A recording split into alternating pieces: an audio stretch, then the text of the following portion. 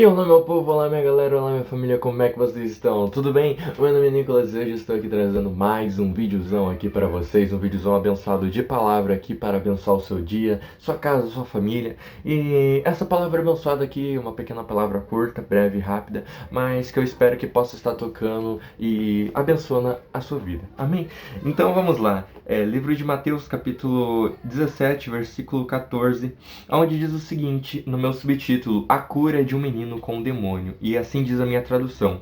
E chegando a multidão, aproximou-se dele certo homem, ajoelhando-se diante dele, disse: Senhor, tens misericórdia de meu filho, pois é lunático e padece muito, porque muitas vezes cai no fogo e muitas vezes na água. E eu o trouxe até aos seus discípulos, mas não puderam curá-lo. E Jesus respondendo disse: Ó geração incrédula e perversa, até quando estarei contigo? Até quando vos suportarei? Trazei-mo aqui. E repreendeu Jesus o demônio que saiu dele, e desde aquela hora ficou o menino curado. Então os discípulos, aproximando-se de Jesus em particular, disseram: Por que nós não pudemos expulsá-lo? E Jesus lhes disse: Por causa de vossa incredulidade. Pois na verdade vos digo que, se vós tiverdes fé como um grão de uma semente de mostarda, direis a esta montanha: remova daqui para aquele lugar, e será removida, e nada será impossível para vós. Mas essa espécie não se expulsa senão pela oração e pelo jejum.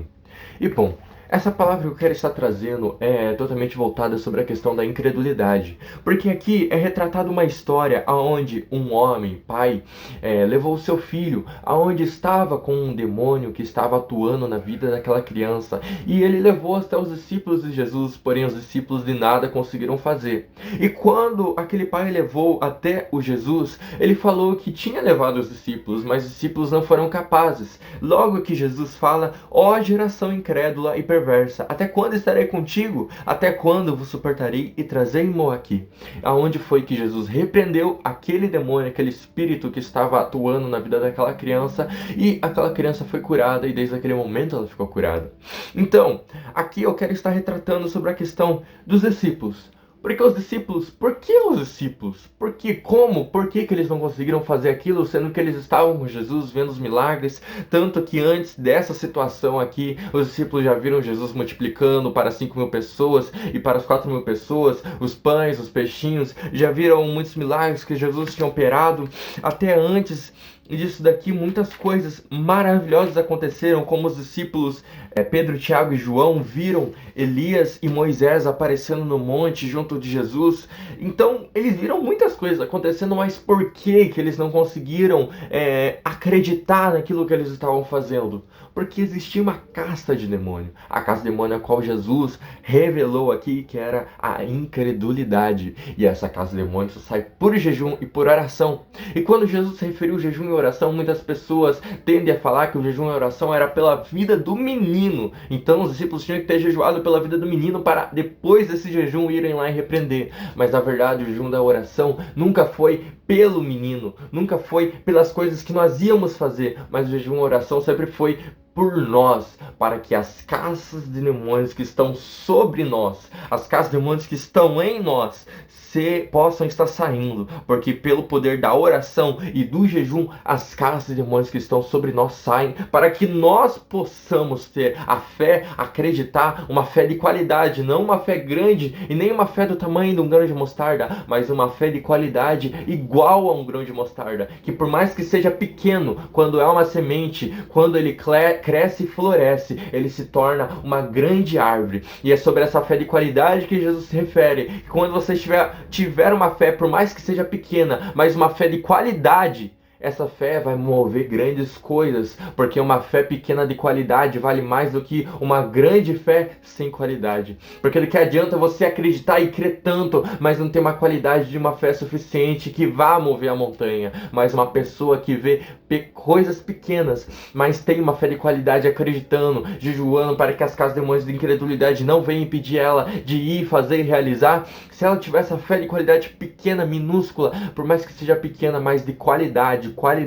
É sobre qualidade que Jesus se refere quando ele cita o grão da semente de mostarda. É sobre qualidade, uma fé de qualidade que ele cita sobre essa questão que pode mover montanhas. Mas não é sobre a fé e nem sobre o jejum, mas é sobre a questão da incredulidade que eu estou aqui para falar. Que nós não podemos deixar a incredulidade vir a nos impedir de realizar as grandes obras que o Senhor tem para realizar em nossa vida, como também na vida das outras pessoas através de nós. Porque nós precisamos jejuar, precisamos orar para que esta casa demônio saia de nós, para que quando nós impusermos as nossas mãos, nós possamos ter essa qualidade em acreditar e fazer com que aconteça, não pelo nosso poder, mas pelo nosso acreditar, pela nossa fé naquilo que Jesus fez, naquilo que Jesus nos entregou, naquilo que Jesus fez naquela cruz e falou, está consumado, naquilo que Jesus entregou naquela cruz, a gente crê, acreditar que é possível o morto ressuscitar, é possível o demônio sair daquela pessoa, é possível grandes coisas acontecerem através do acreditar, através do crer em uma qualidade excelente na presença de Deus. Então Jesus está se referindo aos discípulos porque eles não criam, não acreditavam, porque os discípulos nesse momento eles ainda estavam dependendo de sinais de Jesus, estavam dependendo de milagres de Jesus, estavam dependendo das realizações de Jesus, tanto que lá no capítulo 16 anterior a esse, Jesus fala sobre a questão do fermento dos fariseus. Não se contaminem, porque os fariseus